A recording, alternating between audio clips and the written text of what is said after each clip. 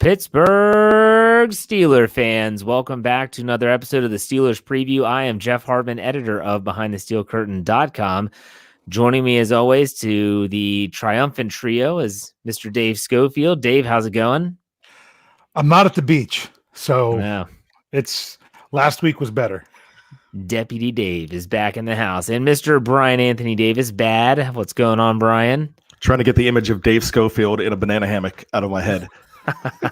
But doing really well, thank you. Are you feeling better, Brian? You were a little under the weather for your show earlier this week. Oh yeah, I was beat up. I took Monday off of work. I just did not feel well, but I rallied to do the Q&A. That kind of reminds me of when you say I rallied, I think of Billy Bob on Varsity Blues. Puke and rally. Puke and rally. Someone give me a beer. Anywho, so I want to make a quick statement about the show itself, about Behind the Steel Curtain, about our platform. And I wrote a letter from the editor today that was just kind of on a whim. And it basically stated, like, here's what's going to be happening. The world, and I say that intentionally, is on pins and needles right now, not knowing what's going to happen. Well, here's the thing. We are a Steelers website, Steelers podcast, Steelers YouTube channel. And that's what we're going to give you all. We're not going to stop. As long as there's internet, you'll get our content, whether it's in written form or audio form or visual form for those watching live on YouTube. I want to make sure everyone understands we are going to cover what's going on with the coronavirus or COVID-19, whatever you want to call it, and as it pertains to the Steelers and the National Football League. And we have to. It's because the sports world has been shut down. So with that being said, like we are going to talk about it, and we're going to give our 2 cents. Not that it means anything. And then we're going to move on, and we're going to not move on. That sounds so horrible, product of Mr. 2 a.m. What a great name. Love it. Wow. For those of you listening in podcast form, we have a user in the live chat with the name of product of Mr. 2 a.m. So we didn't know that Brian had other well, let's just not go there. I'm going to wake my wife up and tell her later, because I feel like I'm immortalized. Your persona on this show is so different than on the Steelers Q&A or the Steelers Hangover. Like, I feel like this show it's totally different, completely different. Bryan Anthony Davis, you're bad here. You're bad here. You're Brian there. It's like Bizarro Jerry. Yeah, exactly. To bring things full circle, we are going to give you Steelers content tonight and every time we have a show. So if this is going to distract you or detract you from the news and from the some would say the horror of what could be, the fear, the anxiety, then sit back and relax. We're going to have a full show for you in the preview, and we're still going to be doing the after party. So make sure you hang out afterwards and check that out, because that's always, at least it's for a few good laughs, period. Okay. So, all right, right off the bat, and I think it was Reed Overand, who's a longtime listener of the show and always in the live chat, said, what a weird day for sports. And that is 100% true. I feel like when you look at things that happen in sports and how the world responds, this is going to be one of those days that we'll be talking about for years to come. The only thing that I could think of is the fact that maybe 9/11 is close in terms of something's happening in society that's impacting the sports world and everyone's talking about it. Dave, what are your thoughts? I mean, that's the only thing that even comes anywhere close to how much the sports world was affected by something.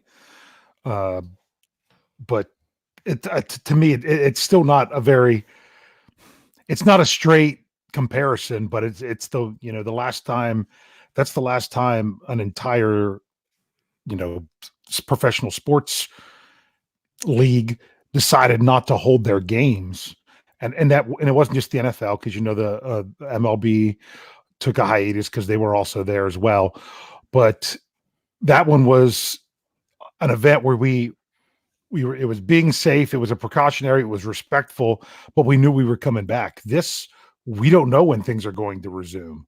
So it's just a completely different feeling in that regard. Brian, what are your thoughts? It's just one of those things that when Dave says 9/11, I could remember it shutting down and because you needed that time to heal, but you definitely knew it was coming back, and you wanted that break because you wanted to consume everything that was going on. This is a completely different situation. I am reminded when you say 9/11 of when you go back to 1963 when Kennedy was killed, and they wish that they would have taken that weekend off of football. And they actually, I remember Dan Rooney saying that we made a big mistake then. So we definitely did not want to, back in 9/11, not do that this time around, so we could honor that. But this is a completely different situation. This is a situation where you have, I mean, this could be the public's lives at stake. And I know there's some people saying, people going crazy with buying too much toilet paper, doing whatever, let people panic the way they want to panic. I was in Sam's Club the other day and I saw a guy with a black light. I saw another woman take one of those flatbed carts with bottles of water into the tiny bathroom there. There's another family, and I was only in there 15 minutes, another family with blue gloves, but that's what they want to do.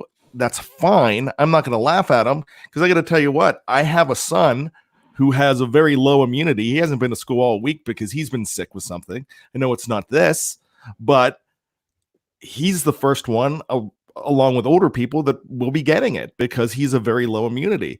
So if we have to take caution, we've got to take caution. And it's all across the board. It's not just sports leagues. I know here in the state of Maryland, where all three of us reside, and as a teacher, the entire state has shut down the public school system for 2 weeks. And it's like I told my wife tonight at dinner, I said, what if it doesn't matter? I mean, what if after 2 weeks it's that's just 2 weeks to start. Yeah. That's just what they're saying for sure. Fellas, I work in the medical industry, and walking in the doctor's offices right now for my job is really interesting, because I walked into a medical building in West Virginia today, and there were 6 questions before I could even walk in the door. Wow. And when I told them what I was there for, they're like, yeah, we're shutting it off to you right now after I answered the 6 questions. And I respected that, because, I guess I'm unnecessary right now to be in there. And I guess I really am, even though it's my living and I need to be in there.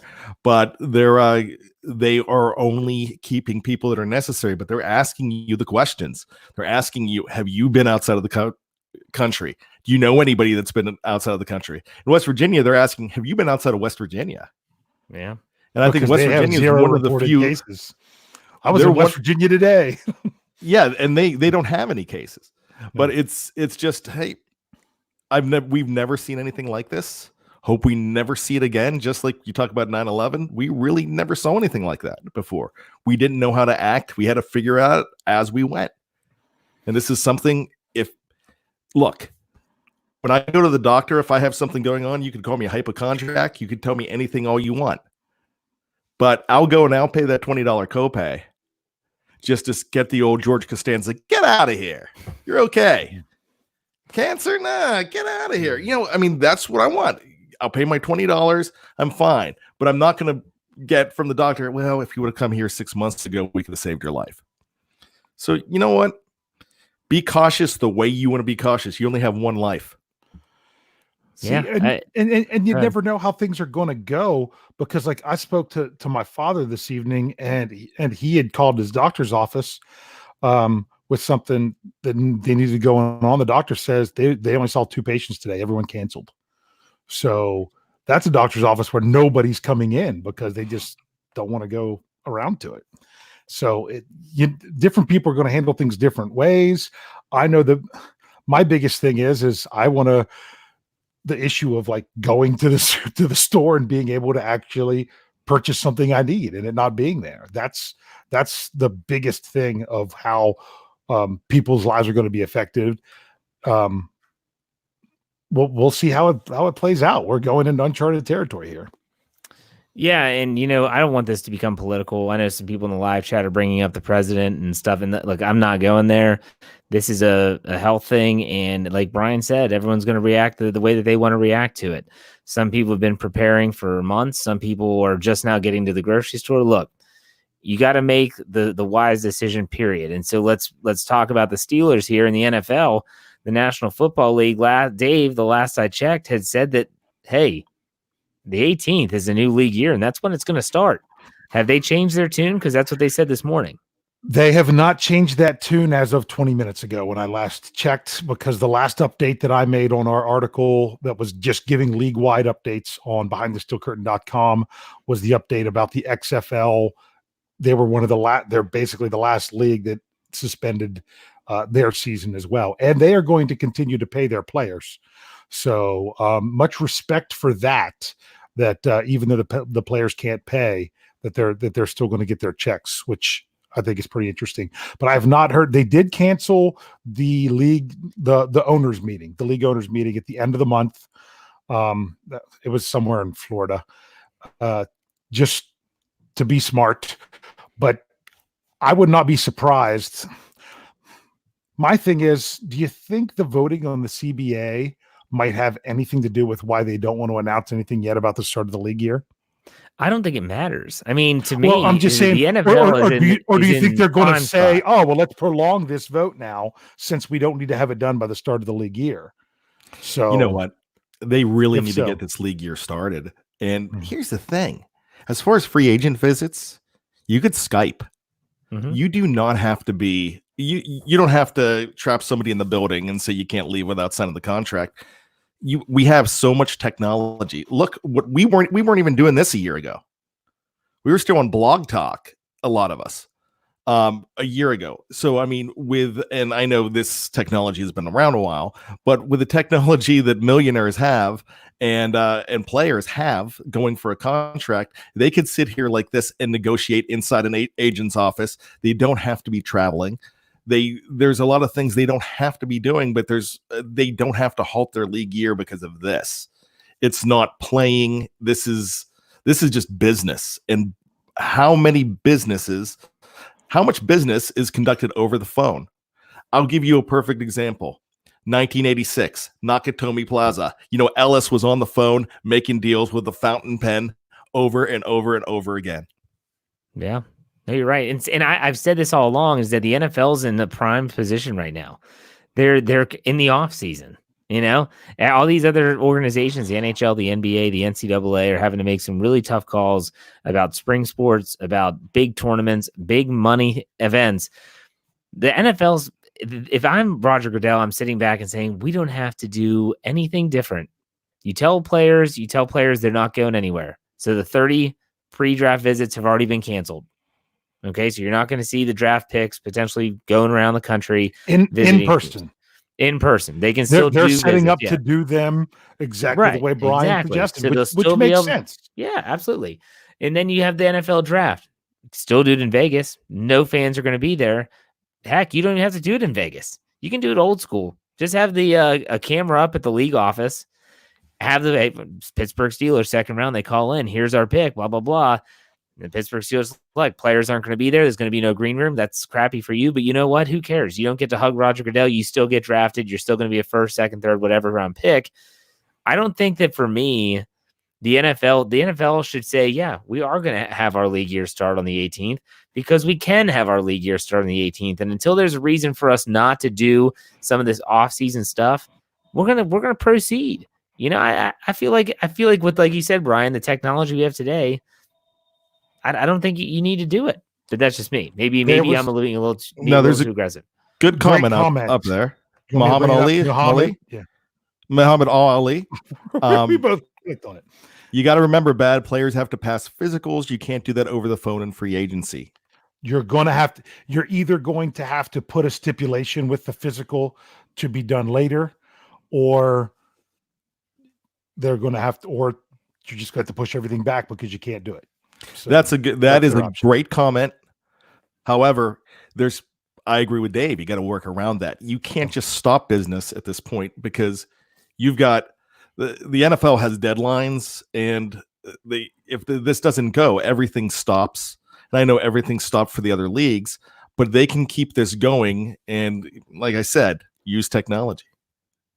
So, well, and here's the thing: the NFL, because what they do, everything they do is extremely calculated, and they're also very smart. Okay, you don't become $1 billion industry and the most popular North American sport by being idiots. Now, some of the things that they do in terms of discipline and stuff like that make them seem idiotic. But they're not idiots, and they see right now that the NHL, Major League Baseball, NBA, they all said, we're cutting the cord for now. And rightfully so. And the NFL's like, you know what? We can still have news. We can be what everyone's talking about. Tom Brady's a free agent. Phillip Rivers is a free agent. We can dominate the news cycle, and we're not going to have, there's not going to cause any harm to anyone. And I'm like, oh my gosh, this is perfect. This is exactly what, like my mom, I called my mom, who's a teacher. She called me today and was talking to me about what's going on in the school system and stuff like that. And she was, what are you going to be able to write about? And I was like, oh, there's going to be news. There's still going to be news unless the NFL says we're going to push back. They're going to push back the league year and all this stuff. There's going to be a significant amount of news for the NFL and the Pittsburgh Steelers coming up, right, Dave? Yeah, I mean, things are still going to roll. We're still going to go with it. Yeah. And you know what? One more thing about the draft. If you can have the draft, send a cardboard cutout of Roger Goodell and have everybody. So I was just going to ask you guys each, what's your call? League year. Are they going to push it back or are they going to keep it? I think they keep it for all the reasons I just said, but I could be wrong. Bryan? I agree with Jeff. They're foolish not to keep it.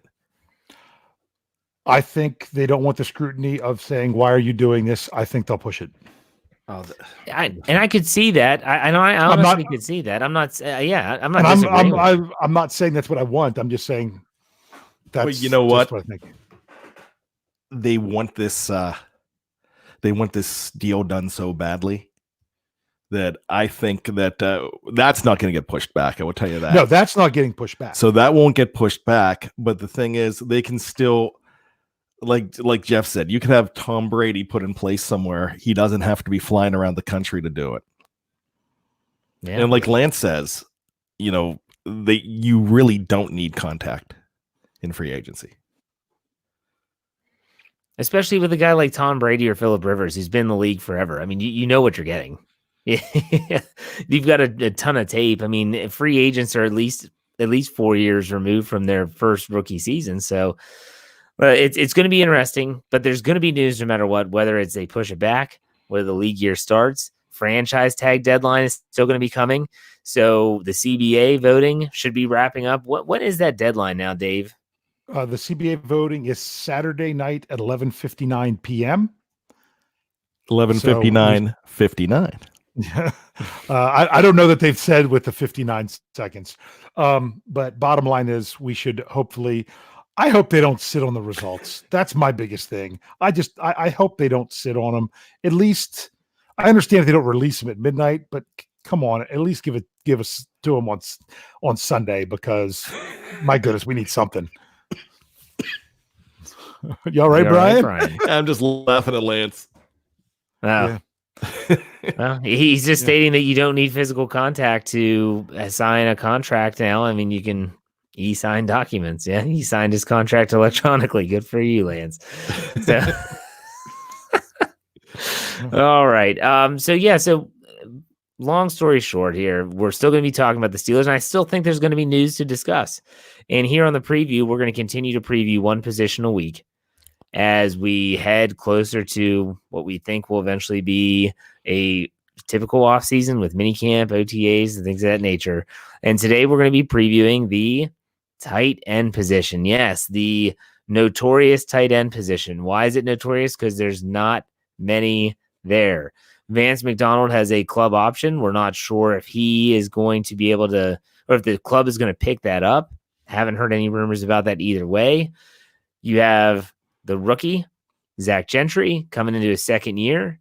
You have Christian Scotland-Williamson, who's still on the, what is that program? What is that program called, guys? The International Future Steelers Superfan Dad. So he's on the team, and then also we have Nick Vannett, who is a free agent. He's an unrestricted free agent. Am I missing anyone, gentlemen? Kevin Rader. Who? I like Kevin. He was on the practice squad most of the season, and he has a futures contract as well. So he was one of the guys that was on and off the practice squad as they needed to move stuff around. Question number 1. Do you pick up Vance McDonald's option? Brian, we'll start with you. I'm going to say no. And I've changed this, but no. Why? I love 5 guys, and I'm not talking about burgers and fries. I'm talking about 5 guys that are actually maybe 6 that are draft worthy that might not even go in the first round. Namely Cole Kmet out of Notre Dame. I just love some of those guys out there. The kid from Missouri that I'm not going to dare pronounce his name. Albert Ogwabunamam, something like that. And I would kill to have Yinzers just draft him, just have Yinzers say that name. But you would get so much savings from not keeping him around. You might try to trade him though. Okay. Dave, pick it up or not? Okay. Well, can I tell you Flip's answer from Tuesday? Because for those of you that did not know, Flip Fisher, one of the writers at BehindTheSteelCurtain.com, joined us on the Stat Geek on Tuesday. Flip's answer was... Can I stop you real quick? Yeah, what's up? I tuned in live to a few minutes of that show because I've never seen Flip before. Never even heard his voice outside of the YouTube videos that he does. Okay, so I tuned in, and all of a sudden in the live chat, they created a drinking game. Did you know this? They did. I guess Flip had a yellow cup next to him, and I guess he kept drinking from it. And they said, new drinking game, take a shot every time Flip drinks from the cup. My gosh, you'd be dead by the time you got to the Steelers Q&A show. I mean, yeah, it was funny. We told him about it in between shows, and he still rolled with it. And he went back and read the live chat later, and he loved it because he's talking about good. It was a great show. Like it really was. It's very educational. And he would take a sip, and then all of a sudden in the live chat, you would just see people go shot. I watched both shows. I didn't watch the live chat though. That's fun. Oh yeah, it was great. A lot of comparisons to Kevin Green. Naturally, the hair, because of the hair.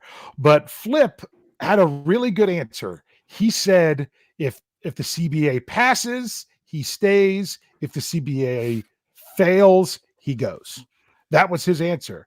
And I thought and the way he laid it out was very, very, because he thinks he is that borderline guy that are they going to need that extra money or not based on the new CBA.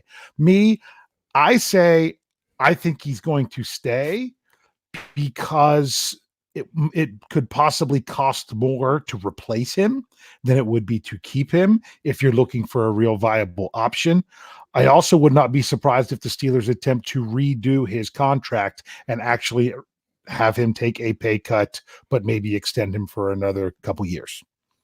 Okay, I could see all those options. Now, my second question about the tight ends is, what are your expectations for Zach Gentry in year 2? Are there any? Because he literally had 1 catch, I believe, in the entire season, was often in a game day inactive. Brian, we'll start with you. What are are there expectations for this kid? I don't think they trust him. They drafted him. They said this kid's a project, so they're going to give him every chance. But there's something they were not seeing on Wednesdays through Saturdays throughout the year. I mean, if I have the practice days right, there's something that they just weren't seeing in this guy to get him more action. Because there were times when Vance McDonald wasn't really ready to go, and you had Nick Vannett out there, and Gentry he was barely getting a look. So I just don't think they believe in him. Dave? Yes, and Kathy, he only had the 1 target on the season and the 1 catch, which was a 3rd down conversion for a 1st down, believe it or not. So if you want to throw those stats in there, he's perfect on 3rd down conversions.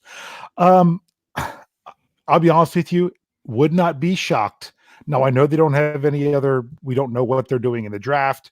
If they could re-sign Vannett or all these other things, I would not be it would not be shocking to me one bit if he did not make the 53-man roster, or 50 if it's a 55-man roster, depending on the CBA. Yeah. I would not be shocked if he did not make it. I'm not saying I'm looking for it. It just wouldn't be a surprise. He's really got to show something this year, or else he's just going to be a guy that has one career catch. The problem is he does nothing well. He's not fast, not super athletic, doesn't have like the greatest set of hands you've ever seen, and he's not an exceptional blocker. He's What tall. is that? Well, he's tall. He does That's that well. it. He's good at being big. And so, and so because of that, you have a mediocre at best prospect. So, I mean, he was a 5th round draft pick, right? Yeah, and can I throw in round? something that I've been stewing on when you were saying that? Throw away. Here's the thing. About 2 picks earlier, they were all getting ready to call the name of Foster Moreau. Don't get me started. And I know, I'm not, but they were. And the Raiders. Yeah. Did the Raiders trade into that spot to get Foster Moreau? Or I think they traded in I think to they were there. I can't recall. It was the last pick of the 4th round, I'm pretty sure, that Moreau went. But what I'm trying to say is I think he was a reactionary pick. We want to get a tight end here. Let's go with this guy. Because Gentry was the 2nd pick from the Antonio Brown trade. He was Mr. Yes, he was the 5th. He was the 5th. He was the 5th. Deontay Johnson was the 3rd. He was the 5th. So you were right that the Raiders picked shortly before. And that Dave, does that kind of chaps you a little bit, doesn't it? The Foster It Moreau infuriates Dave. You guys know. Well, no, I have a question. You guys know that was the guy I was talking about. I know. The podcast So the night before. I have a question. Which chaps you more, the Foster Moreau or the Wildcat fumble? The Wildcat fumble against the Bills. Oh my God! Knew that was the question. I knew that was the question, but because I could answer that question. I shout this level when you mention the name Foster Moreau. I go to this level. For those watching on YouTube, that's up to the top of the screen. When you talk about that Wildcat play, so spooning a guy in front of 70,000 people is one thing. Spooning a guy in front of 70,000 people on national television audience, listening to him complain about the fumble. It's another. I mean, woulda, coulda, shoulda. The Steelers drafted Josh Dobbs over George Kittle. Yeah, a lot of people thought they were going to take Kittle with that pick, and they took Dobbs. Okay. Last question that I have for the tight ends, and then you all can bring up something if you'd like. And that is Nick Vannett. I mean, I know that his future with the Steelers and how aggressive they are with him as an unrestricted free agent depends largely upon Vance McDonald and what they do with him. Let's assume, though, that they are going to keep Vance McDonald for at least this season, pick up his option. Maybe they do a new contract like Dave suggested. That's to be determined. If they keep Vance McDonald, what do they do with Nick Vannett? Let him walk? Brian, what do you think? They probably let him walk. Because I don't think they're ready to let go of Gentry just yet. So there's no reason to throw him extra money. They're thinking about drafting somebody. Okay, Dave? I think it's an either or. I think if it's a McDonald or Vannett kind of deal, in my opinion. But I don't know. When you talk, there's not really much to get excited about talking about the Steelers tight ends. I mean, Vannett was the 2nd best tight end on the Steelers last year, but that's like, I don't know, being the 2nd tallest guy at the little person convention, I mean, because the tight ends. He tried for a Bryan comment there. I did. He tried to go bad and it went bad. He tried to go bad and ended up dad. Yeah. I mean, but seriously, it's that. I mean, the Steelers tight ends were not that impressive. I think there's more potential there with McDonald, but a lot of people question the health. But it's a big position, a question mark at that position. Well, here's what really bothers me is that everything I've read and everything I've heard about this upcoming draft class is that it is not deep at tight end. Some are calling it the weakest position of all the positions in this upcoming draft class. That's not good. That makes me think they're going to keep Vance McDonald, and then they're going to try to just fill the holes. Christian Scotland-Williamson, anyone see this guy as even having a chance, a prayer at making the roster and not just staying on the practice squad? Anyone? Bueller? That's a tough one, because that's a guy that, because you could keep him on the practice squad and it didn't count. There was no way. I mean, last year people were like, "Oh, do you think he can make the roster?" No, because they could keep him on the practice squad and not have it count as one of your guys. Why would you not take advantage of that? Therefore, you want to say, well, were the Steelers not wanting to showcase him very much? Because if other teams knew what he could do, someone might be interested in signing him off the practice squad. I don't know. Or is he a guy that if it wasn't for this 11th position, he didn't have a prayer to even make the practice squad? We really don't know what the deal is with him. Yeah. Hey, real quick. Sure. Let me throw this in real quick. Double HH just had a question about me wearing chaps. Show up to the after party. Got a great story for you. I promise you there, but everybody show up for that. I've got an epic chap story. I feel like that's going to push people away, especially on visual. No, it's not. No, it's not dirty. So, but it's fun. You're not going to be wearing them, are you? No, they're downstairs. Are they full chaps? I'll tell you the story on the after Are they party. assless chaps? All chaps are assless. All of them are. No, you know what I think of when I think of assless chaps is the scene from It's American Wedding, when they have the bachelor party at the house and Mr. Belvedere is there and he has these chaps on that just have 2 holes in the back. Oh my gosh. I don't know. Dave's probably This never is seen after it. party stuff. Completely. All right, so to wrap this part up, this segment, the tight ends for the Steelers suck. So let's hope they make some moves in the offseason. I actually like this draft class. As top heavy it is, with about 5 or 6 guys, and even Thaddeus Moss there too, who is injured a little bit, and you could probably get him. But I like some of these other guys that I think they can grab. Yeah, it's not like it's a really impressive tight end class this year, meaning you're not going to have guys going in. Look, there was 2 in the top 20 last year. I would not. The Steelers could possibly have the choice of whatever tight end they want at 49, because there might not be any gone. I personally would like to see them maybe wait. The name I like is Troutman out of Dayton. That's the one that I think, because I think he has decent upside without having to use your top pick on him. I don't know. It's going to be interesting to see what they do with the tight end draft class. I mean, I'm just reading I'm shocked that no one's suggested in the live chat yet, because sometimes they bring up some crazy thoughts. Like someone already asked, can the Steelers get Amari Cooper? No. Yes, I was laughing at that earlier. I'm like, Jimmy Graham's going to get released, and he's probably past his prime, but does he have I'm surprised no one's brought his name up as a potential I was waiting. I was waiting too. I'm kind of disappointed in the live chat. They're kind of disappointing me tonight. But I don't know. I'm not saying I want Jimmy Graham. They're wising up, Jeff. No, they're not. Someone asked if we could sign Amari Cooper earlier. No. I missed that one. It was really early in the show. No.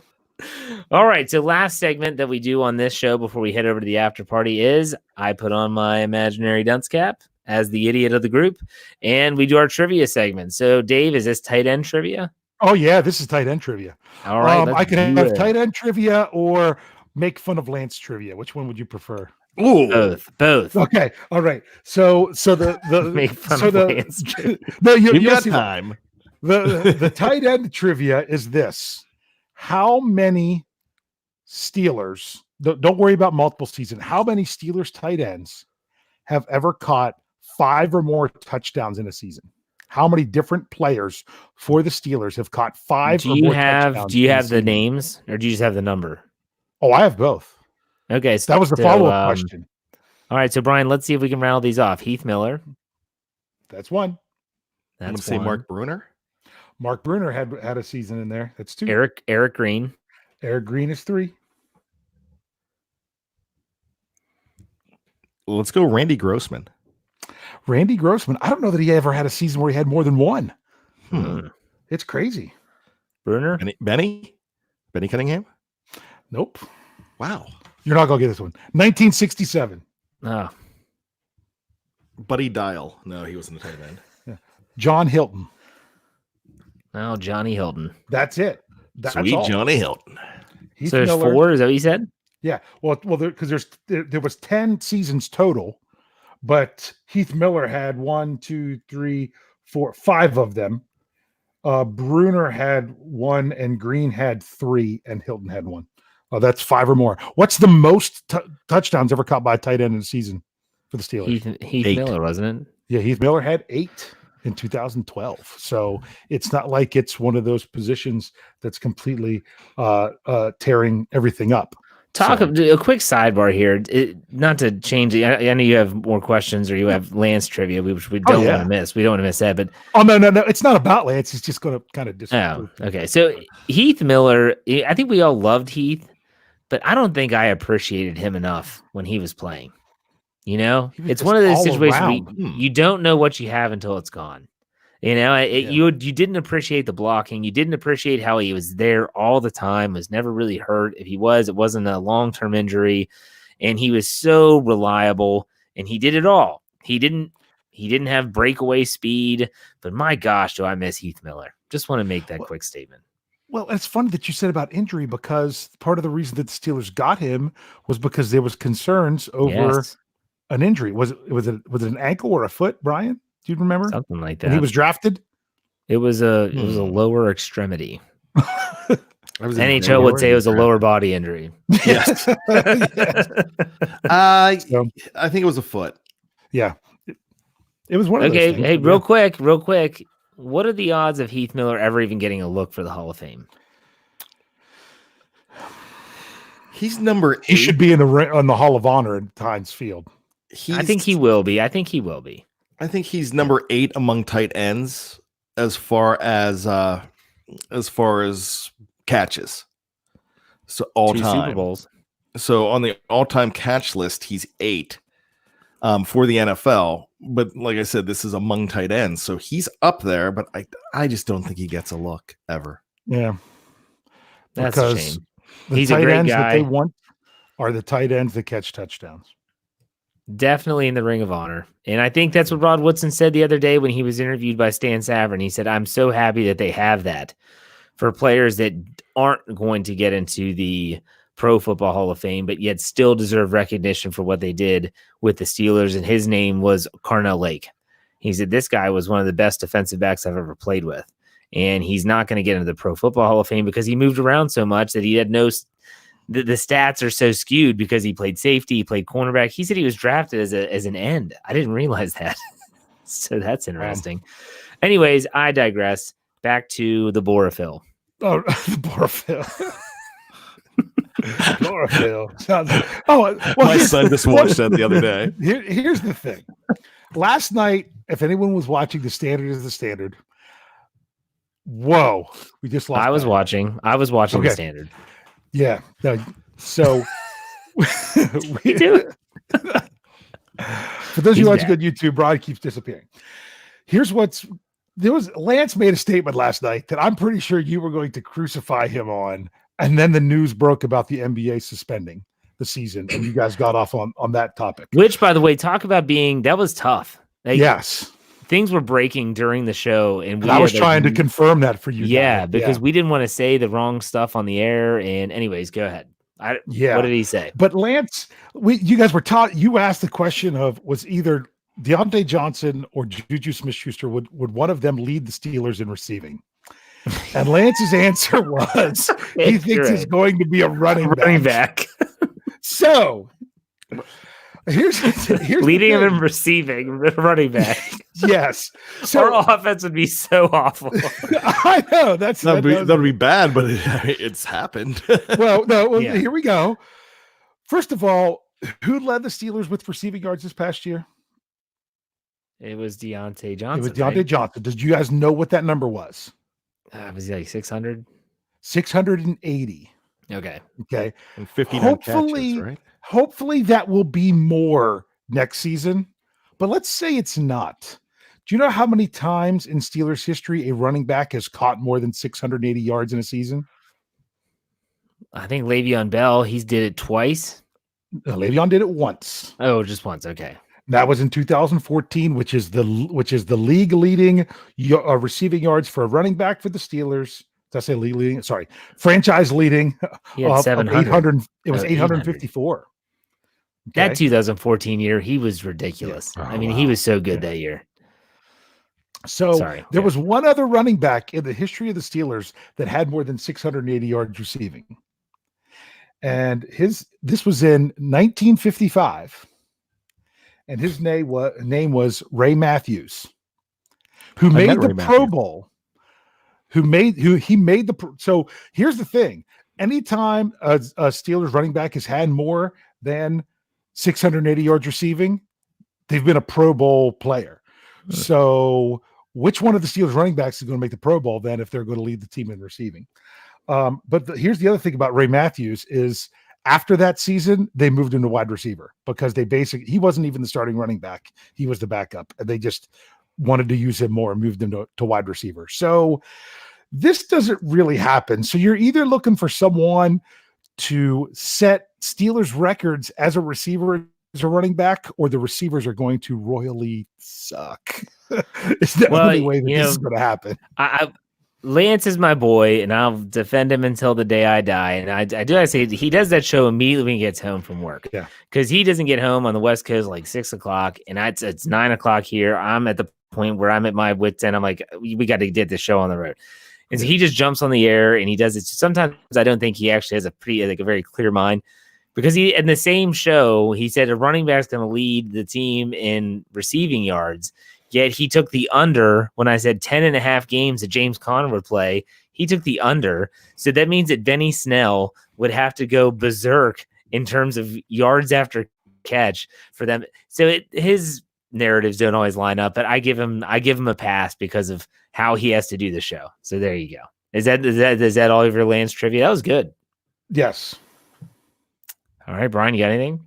Yeah. So we already talked about this guy earlier, but we'll bring him up again. In 1990, the Steelers, with their number 1 pick, drafted a tight end from Liberty, coached by former Browns coach Sam Bertigliano, Eric Green. Yeah. But actually, they had a pick at I believe it was number 16, that they traded away.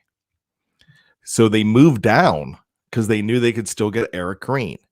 That pick was traded to what team for what future Hall of Famer? I know. Good, Dave. It was the Dallas Cowboys for Emmitt Smith. Jeff, would you like to steal? No. Good, because Dave's right. I was going to say, I'm pretty sure he's right. I'm pretty sure he's right. Yeah. Hey, the live chat brought up something. I was looking at Deontay Johnson. For some reason, my filters must have been off. Did you realize James Washington had more yards than him this past year? Did he have over 700? Yeah, he had over 700. So guess what? Even now I can't remember the name of the guy that I said. Deontay Johnson. The running back from 1955. Ray Matthews? Yeah, the great Ray Matthews. So he wouldn't even his receiving yards from 1955, which put him in the Pro Bowl, still wouldn't have had him lead the Steelers this year.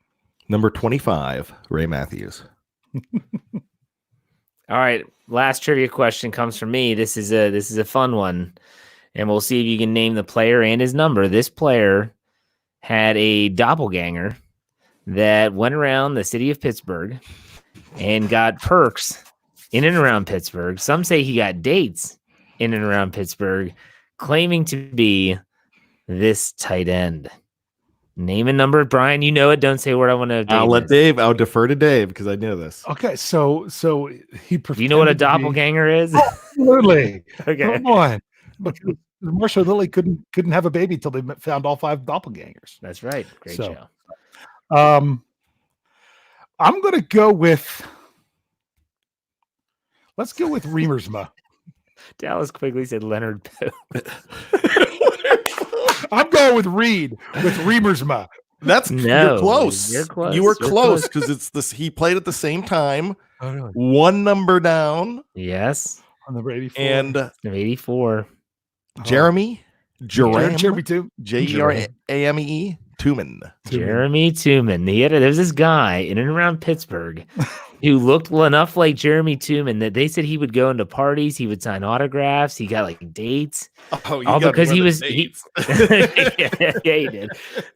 Just think about those 2 a.m. stories and they realize it's not Jeremy Tooman. Yeah. But yeah, like this guy, you can look it up. It was an actual. It was in the news. It was Didn't everything. he serve time for it or something? I think he might have. Like this guy got busted for But it. my thing is how many people knew what Jeremy Tooman looked like? See, You know what I'm saying? Jeremy Tooman looked like your typical All-American football player. You know, short, really tight haircut, just big guy, All-American boy. You know, I mean, it was just easy. Yeah. What are you laughing Good at? with there. Well, the Thaddeus said, 9 months later, looking for Jeremy. yeah. It's not spelled that way, Thaddeus. It's Gerame, like Jerame. Okay. Tooman. What TV show was that where the one guy pretended to be a member of the 85 Bears to go to a luncheon, and they're like, "Oh yeah, you were a tight end." It was one of those crazy sitcoms. The Sausage King of the Midwest.